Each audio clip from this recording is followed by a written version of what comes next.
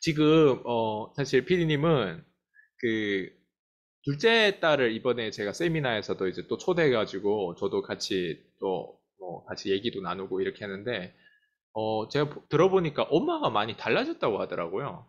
그러니까 제가 저, 그래가지고 뭐가 그렇게 많이 달라졌지를 물어보니까 이제 쭉 말씀을 하더라고요. 예전에는 이렇게 좋은 애인데 지금 이렇게 좋은도 하더라. 예, 이런 부분에서 달라졌고 하는데 그리고 또 엄마를 객관적으로 또 보면서 엄마가 더 위대해 보이고 멋있어 보였다 이런 얘기도 하고 하는데 엄마가 달라졌다면 그 사이에 대체 그전에는 뭐 어땠고 지금은 뭐 어떤 그러니까 왜냐면 이게 그러니까 부모와 자녀 간의 관계도 되게 중요하다고 생각하거든요. 외부적으로 고객들한테 우리가 어떻게 섬기고, 어떻게 도와주고, 어떻게 문제 해결해주고 다 좋은데, 자녀 관계에 있어서도 사실 우리 옆에 있는 사람이 더 소중한 고객이잖아요. 예, 네, 내 자녀가 내 고객이 될 수도 있고, 우리 엄마가 내 더 소중히 모셔야 되실 분도 되시는데, 사실 가족이 잘 돼야 또 밖에 나갔을 때 그 정체성 자체를 가지고, 당신도 나처럼, 존경받는 아내가 되고, 존경받는 엄마가 되고 싶냐, 이런 식으로도 이게 다 연결되는 부분들이잖아요, 고객이라고 하는 게. 그럼요. 근데 네. 그렇게 봤을 때 엄마가 달라졌다, 이 얘기를 들었을 때, 이런 피드백 들었을 때, 피디님 또 어떤 생각했고, 뭐가 달라졌기 때문에, 예, 따님이 그날에 와가지고 그런 얘기를 하더라고요.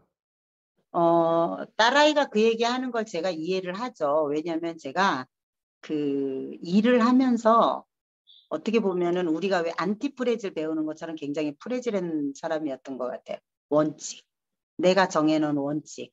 그래서 저는 그때 당시에 이제 그 가정이 이제 그러다가 보니까 오로지 내가 나는 모든 거를 다 책임을 져야지 내가 흔들리면은 이 가정은 무너지고 이 아이들이 아, 결국은 어떻게 해야 되나 이제 이런 생각 때문에 굉장히 내 나름 그리고 내가 붙들 수 있는 거는 일밖에 없었잖아요. 맞아요. 그러다가 보니까 이제 그 일을 붙잡으면서 우선순위를 아이들보다는 일에다 둔 거야.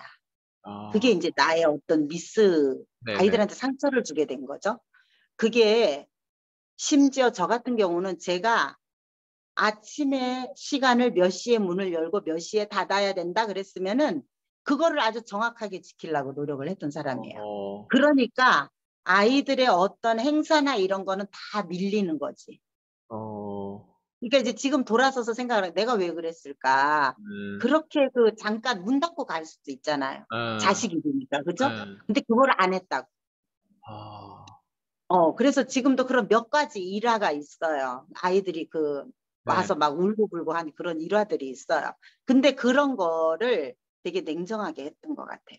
그래서 어, 이제 그런 것들이, 어, 돌아서서 생각할 때 굉장히 많이 마음 아팠어요. 음, 이렇게 이제 왜 뒤를 사람이 가끔 돌아볼 때 있잖아. 네네네. 그래서 이제 그 아이들하고의 그 소통이 잘 안 될 때 내가 뭐가 문제가 있을까 이런 생각 해보잖아요.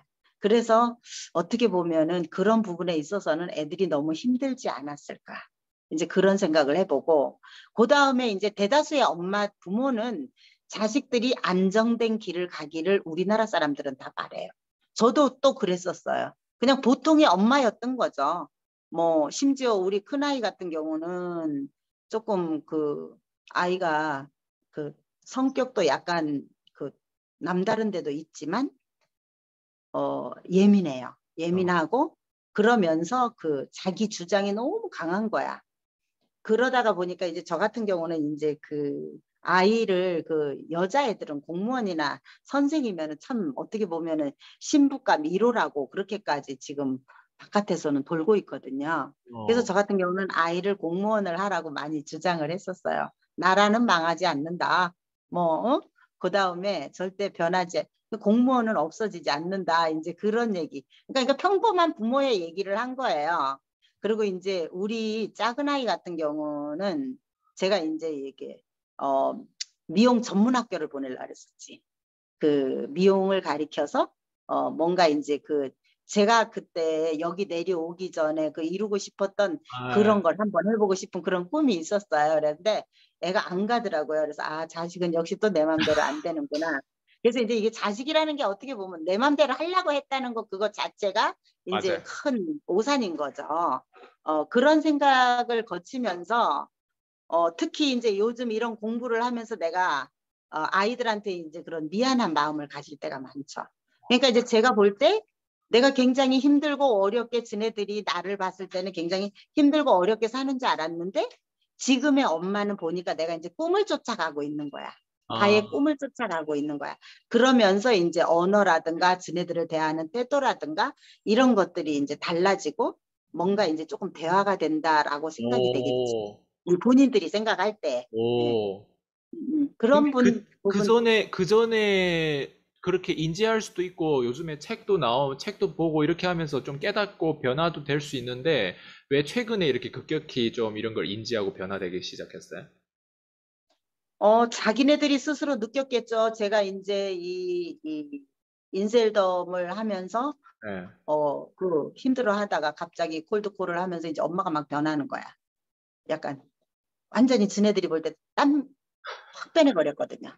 엄마가 변하지. 근데 유튜브 한다고 하지.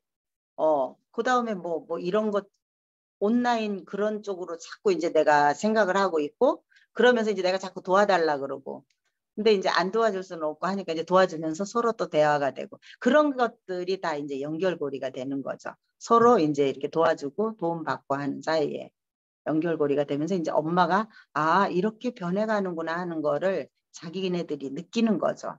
아, 야, 음. 근데 사실 참 뭔가 교육이라는 게 참 무서운 것 같아요. 네.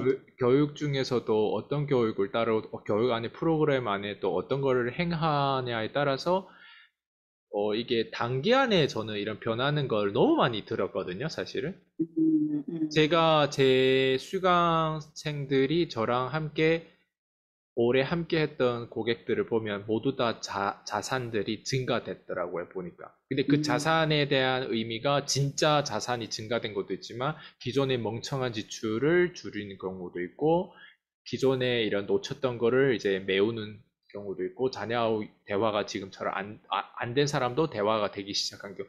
그러니까 더 보다 나은 삶을 사는데 그 안에는 결국에는 자산이라고 하면 우리가 꼭 부동산, 주식 이런 것도 자산이지만 사람도 하나의 자산이 될 수 있고 똑같은 자동차도 자산으로 내가 쓸 수도 있고 부채로 내가 쓸 수도 있잖아요. 렌트를 해서 내가 한 달에 얼마씩 내 자동차를 구매해가지고 뭐 이렇게 하면 이게 자산이 될 수도 있잖아요. 근데 자동차를 구매해가지고 내가 쓰고 내가 저기 뭐야 그냥 내가 그냥 운전하고 하면 거의 다 지출로 되고 부채가 되는데 부동산도 마찬가지잖아요. 내가 부동산을 사서 내가 월세를 주면 그게 나한테 따박따박 그 담보대출 이자 까고 순수익 이렇게 남고 몇 퍼센트, 3%든 4%든 10%든 어쨌든 들어오는 것들이 이런 것들이 자산이 되고 똑같은 부동산도 내가 거기에 떡 앉아가지고 살고 하면 뭐 나가는 가스비 뭐 다 뭐 월세 담보대출 이자값 다 내가 내야 되잖아요.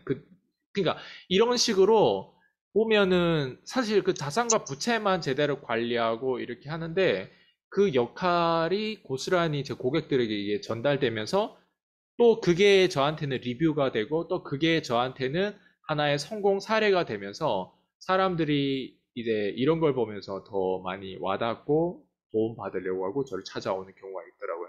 변정민 PD님은 어쨌든 지금 어때요? 그냥 지금 자녀하고 이런 피드백도 받고 했을 때 요즘 드는 감정이라든가 느끼는 게 있을 거 아니에요? 요즘 어때요?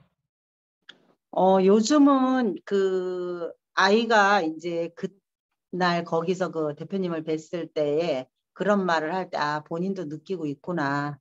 그런 이제 생각을 하게 되고, 내가 이제 그동안 그 아이들한테 어떻게 보면은 오로지 그 일이라는 그거 하나 때문에 네. 어, 그 내가 뭔가 해주지 못한 그런 것들을 나머지 남은 시간만이라도 내가 뭔가 건강에 허락하는 한은 최대한으로 좀 뭔가 보상을 해줘야 되겠구나 하는 이런 생각도 이제 하게 되고 그리고 이제 그동안에는 내가 얘네들을 책임만 져야 되겠다 이런 생각을 하면서 살았는데 이 PCM 이거 공부를 하면서 사실은 저 같은 경우는 그 콜드콜 그 스크립트 하나 때문에 들어간 사람이지만 거기서 이제 너무나 이제 많은 거를 배우고 또 그리고 내 자신이 너무나 많이 변하고 이러다가 보니까 어, 뭐 남들은 나이가 그렇게 먹어가지고 그걸 뭐하러 하느냐, 그냥 네, 하는 대로 하고 말지, 이렇게 얘기를 하지만,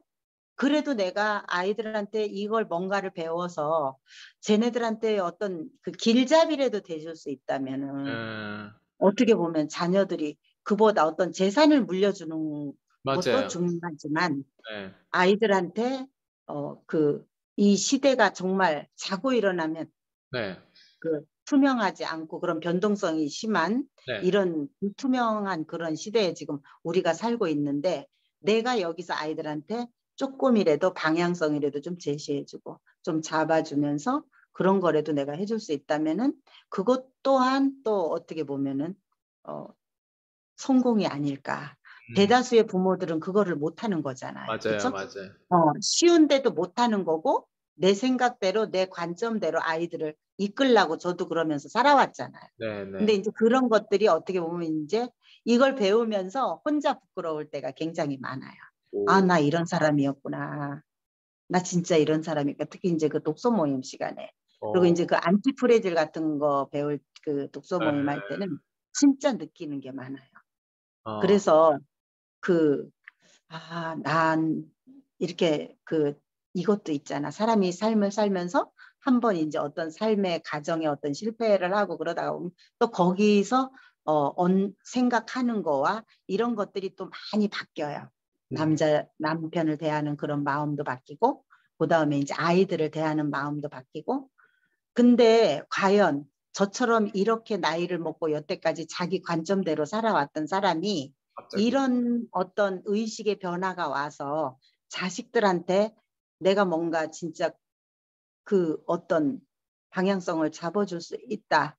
아니, 안내만 해준다 해도 옆에서, 어, 그죠?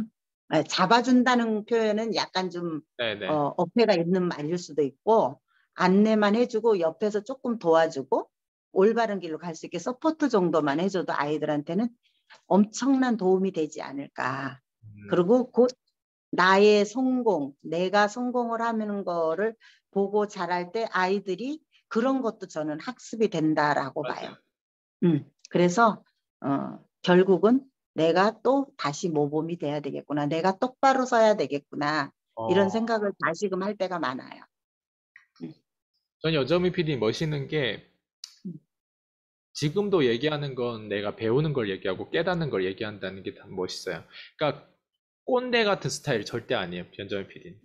그러니까 내가 지금 배우고 있는 거를 과정 속에서 얘기한 거지. 내가 이렇게 살아봤더니, 내가 과거 이래 봤더니 이런 스타일로 얘기하는 게 아니라 PD님은 지금 스스로 뭘 배웠고, 새롭게 내가 뭘 느꼈고, 그리고 그런 변화 속에서 지금 막 진행되고 있는 변화를 단기 안에 요 변화된 내용들을 가지고도 그 과거의 어떤 그 뒤돌아보면서 이게 연결됐던 거를 종합하면서 아, 참, 어떻게 보면 이게 행복한 삶이 아닌가 생각돼요. 예, 배울 때 사실 제일 행복하고 깨달을 때 행복하고 그뿐만 아니라 또 그날에 이제 또 자녀가 그렇게 와서 따님이 이제 저랑 대화했을 때 그런 걸 옆에서 또 간접적으로 들었을 때는 좀 뿌듯하기도 할 거라 생각돼요. 왜냐면 내가 혼자 또 느꼈을 때랑 또 내 자녀가 진짜 그걸 알아봐주고 또 그거를 실제로 얘기를 해주고 표현을 할 때 그런 걸 들었을 때 또 그런 뿌듯함이 있지 않을까 생각돼요. 그래서 제가 저번 시간에도 얘기를 했지만, 어떻게 보면은 제가 이제 이렇게 인생을 살면서 사람 복이 참 많은 것 같아요. 음, 처음에 뭔가를 인생을 살면서 시작할 때도 그랬고, 지금의 이제 어떻게 보면 끝점, 거의 끝이라고 봐야 되잖아요. 그죠? 그런 어떤 나머지 인생을 사는데 또 좋은 또 대표님을 만난 거야. 뭔가 나의 어떤, 비록 내가 나이는 먹었어도 어떤 정체성을 찾아주고, 내가 또 그 방향성에 따라서 갈 수 있고, 그래서 이런 부분들이 요즘은 제가 어, 또 콜드콜을 해가면서 어떤 시너지를 내면서 사람들을 만나고 그러면서 너무 그런 것들이 어, 정말, 진작 물론 만났더라면 나는 더 크게 성장을 했겠지만, 지금이라도 내가 이렇게 만났다는 게 음, 이 시점에서 나한테는 뭐 긴 동아줄, 늘 제가 표현했던 어떤 그런 것들을 나는 이제 제대로 또 만났구나. 음, 여기에서. 이런 생각을 이제 하면서 어, 아이들한테는 진짜 나도 우리 엄마가 과거에는 이랬지만 그래도 지금은 이렇게 살아줘서 정말 감사하다. 오, 말이라도 가정에서 뭔가 인정받을 때 바깥에 나가서도 인정받는 거거든요. 맞아요. 그래서 이제 그런 이제 엄마가 되고 싶은 거죠. 노력을 해야 되겠죠, 아직. 갈 길이 멀어요. 야, 좋다. 음. 마지막 진짜 제가 느낀 것만 하나 표현하고 마무리할게요. 그냥 저는 연정미 PD님이 참 지혜로우신 분이다라는 생각이 들어요. 그냥 참 지혜 자체를 가지고 계신 분이고 또 연정미 PD님은 배움과 도전을 두려워하지 않고 하고 계신다는 그 자체만 가지고도 아직도 우량주라는 생각이 들어요.